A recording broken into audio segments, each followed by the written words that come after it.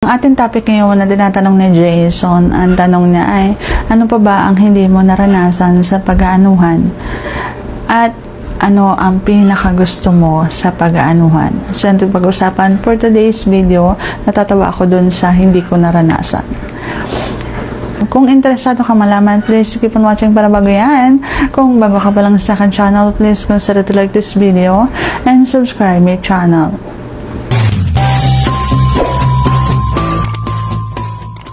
Ang hindi ko pa nararanasan sa pag-aanuhan ay yung buhatin ako.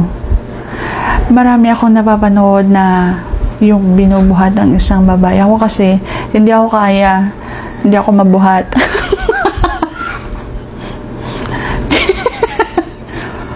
Hindi ako kayang buhatin. At kung kaya man ako, saglit lang talaga. Hindi mo mararamdaman yung sarap na nakikita mo sa napapanood. Okay, so yun ang hindi ko pa nararanasan. At ang pinakagusto ko sa pag-anuhan ay yung nakahiga. Yung magkatapat kayo, yung nakakapagtukaan kayo ng labi sa labi, yung nakakapaglaban kayo ng dila sa dila, yung mga ganyan. So, yan yung pinakagusto ko.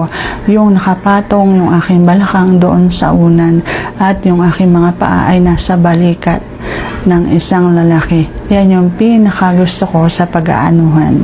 So, sana nasagot ko ng tamang tanong. And if you like this video, please consider to like this video and subscribe my channel. Thank you for watching. See you on my next vlog.